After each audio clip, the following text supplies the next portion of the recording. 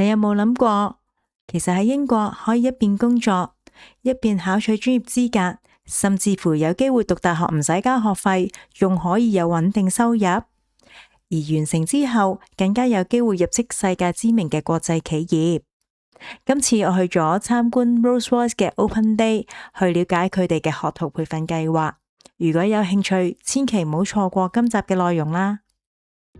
大家好，歡迎嚟到 Carrie 生活日常，我會同大家分享我喺英國嘅生活、旅行、親子同埋工作點滴。如果你中意呢類內容，記得訂閱啊！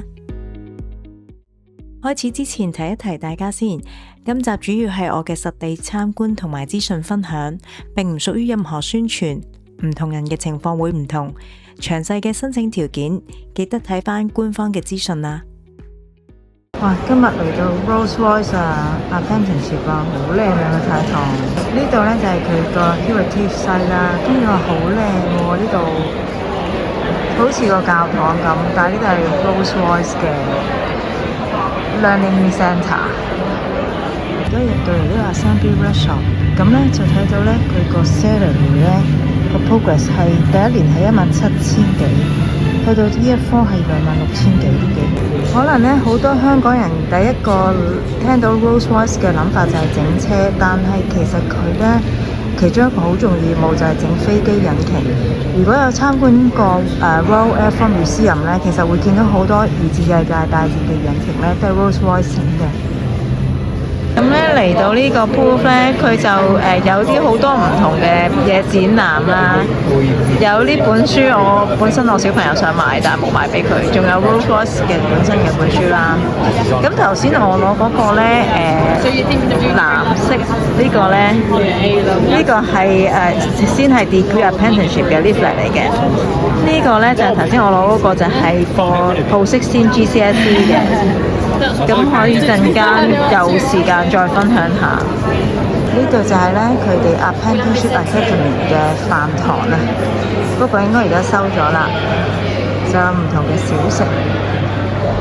咁頭先咧就聽完佢講，好簡單嘅講錯，都係講下點樣apply 啦。佢就話好多人 apply 嘅。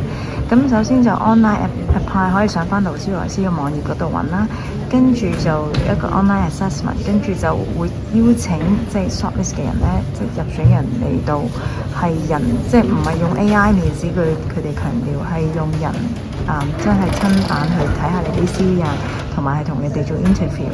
咁亦都可能去到Stage 3嘅時候咧，即係 before 真係俾 offer 你嘅時候咧，都會睇下你一啲 practical skills 係咪即係同埋點解咁有興趣嚟做 apprenticeship 咁樣嘅。門口側邊有張凳咧，頭先就吸引咗我嘅眼球啦，因為咧 Rolls-Royce 呢個 Merlin Engineer 見到咧右手邊咧鏡頭右手邊嗰隻就係好出名嘅 Spitfire 戰機。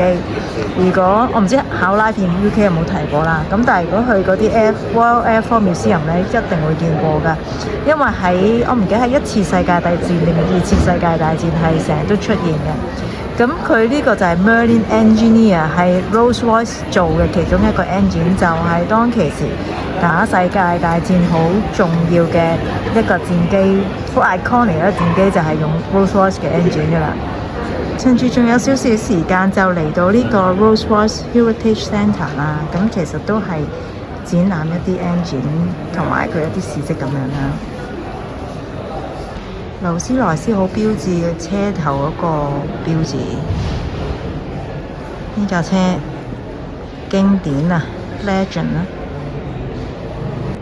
呢個呢就係一個經典啊 engine Merlin Engine Mk1 Rolls-Royce 喺世界大戰嘅時候整俾英國啲空軍嘅戰機用嘅。咁頭先張凳嗰度都有睇到啦，一隻 Spitfire， 另外一隻唔知咪 Hurricane 啦。嗱，呢度就寫住 Spitfire， 係好出名嘅一隻戰機嚟㗎，係1935年設計，真係好正啊！我覺得呢個 engine 呢，佢都幾有教育性，因為佢呢就顯示到嗱，呢個係個飛機嘅機翼啦、螺旋槳啦。螺旋槳。咁樣點樣推動螺旋槳？就係靠呢個嘅 engine。咁我就切開咗呢一部分，平時應該係用金屬擠住嘅。嗱，其實我唔係做 engine 㗎，我唔係好識㗎。不過因為以前做過呢類行業，就知道少少。咁啊，班門弄斧一下啦。咁就係啦。咁啲引擎呢，就係受啲燃料推動嘅時候呢，就會喺度會喐呢個上下，咁就會可以係咪叫活門？我唔知個名叫咩啦。咁就令到呢個 engine 可以產生啲嘅能量去推動個螺旋槳。呢個我嘅理解好入門，好入門嘅理解。不過即係見翻呢啲覺得好開心。呢度有隻飛機，望落去好似係一個 engine， 但係點解怪怪地呢？因為佢 LEGO 砌嘅 engine 嚟㗎。如果 LEGO 迷同小朋友嚟到呢，睇到實好興奮，我覺得即係做得好像真，好仔細喎。即係睇下呢啲位，啲線位呢啲呢，都整得好仔細喎。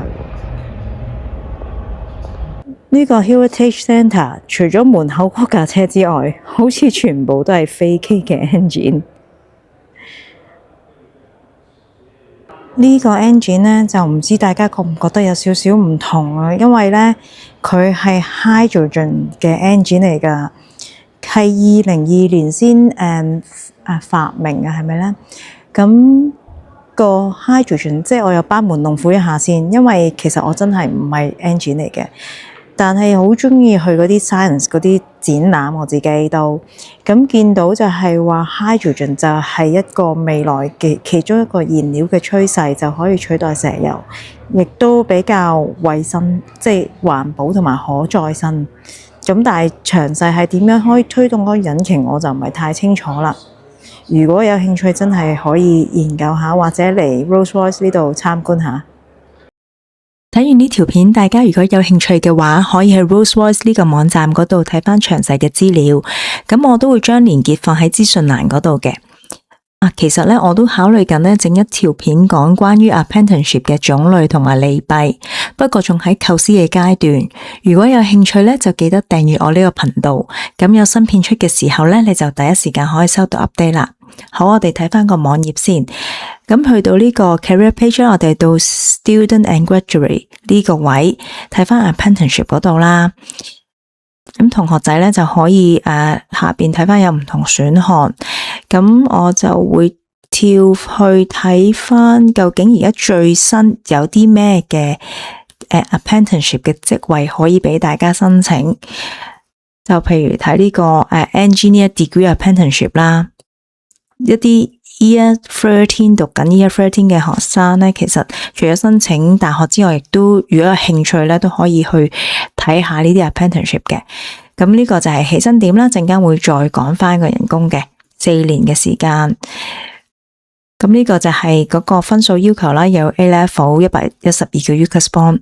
咁但係最重要咧，想提醒大家呢度就係福利啦。最重要想提醒大家咧，就係個截止日期啊。咁咧其實一般 apprenticeship 差唔多呢個時間咧，2、3月度咧就每間公司唔同啦，就會開始有啲係會截止嘅。咁Rolls-Royce 呢一個Material Engine Degree Apprenticeship 就2月1號啦。咁唔同有唔同嘅，譬如呢個係Finance 嘅，佢好似唔係2月1號，佢都係2月1號。呢個係 GCSE 嘅，佢係遲少少 Level 3嘅。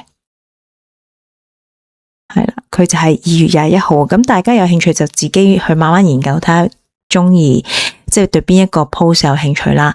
咁我哋講翻咧，即係除咗頭先講咩 level 3 level degree apprenticeship 咧，就我哋睇一睇個 program。咁其實咧呢啲學徒計劃係有得 for 一啲 high level degree level， 即係俾你做完之後真係有張 degree cert 嘅，或者咧level 3就係呢啲讀完 GCSE 之後就去做嘅。咁有唔同嘅地點同埋種類，咁大家可以有興趣就去研究一下。咁亦都可以按翻自己情況啦，有問題可以喺條片下邊留言，我會盡量解答嘅。咁睇翻個人工啦，大家都可能好關心嘅一點啦。咁呢個位置咧就係個人工啦，就係呢一 part 係 level 3嘅，就第一年到第4年嘅人工係會逐年遞增。咁亦都要留意翻，其實咧通常呢啲大公司咧嘅學徒計劃個人工係會每年調整嘅，因為最低工資都有調整啦，係咪？咁所以佢都會每年調整嘅。而大家可以自己撳一撳計數機啦，咁佢係符合最低工資，即係你就咁睇，可能我點解少過12磅幾嘅咧？假設一個禮拜40個鐘，咁但係因為學徒同埋係一啲比較後生年輕啲嘅18歲以下嘅人嘅最低工資係低少少，出年2026年都係8磅一個鐘嘅啫，咁所以佢係符合晒條例。咁當然就去到第3、第4年就會比最低工資高添啦。咁呢個就係 degree apprenticeship 啦。咁如果係 finance 嘅話 ，year 5即係要5年嘅話咧，就會去到呢個人工。咁我哋再或者跳去睇下邊啲資料，大家自己可以研究下啦。咁我哋跳去睇翻嗰個Q&A 嗰部分啦，大家可以研究下。咁就有啲唔同嘅問題啊，會唔會係當係學生啊？有啲咩做啊？喺嗰個college culture time 嘅時候有咩做咁樣啦？譬如話一啲有咩 support 啊，咁同埋或者有啲咩 online test 係需要做嘅。咁譬如話佢呢度都好具體講咗一啲 situational 嘅 online assessment。咁呢啲都係好 common 嘅。即係會做個名，可能有啲唔同嘅 SJE 啦，咁但係其實都係一啲即係處境題、情景題啊咁樣啦，咁或者一啲嘅性格測試啊等等。咁如果要申請嘅話咧，就可以嘅 Q&A 就可以睇呢度啦。譬如而家好 hit 啦 ，AI 可唔可以用 ChatGPT 或者唔一定 ChatGPT 嘅，可其他 AI 可唔可以寫個 application？ 咁呢度都有講到啦，即係佢唔介意嘅，不過唔好 copy and paste 咯。如果有問題，其實我記得呢度咧就係有一個 contact 嘅，咁我陣間都會copy 翻落個資訊欄嗰度，咁大家可以方便去參考啦。如果有咩問題，可以 email 佢哋去查詢咁樣嘅。咁今日嘅時間就差唔多啦，咁我哋希望下條片再見啦。大家記得 like、subscribe 同埋comment 有咩問題或者有咩意見都可以 comment 同我講翻嘅，係咁啦，拜拜。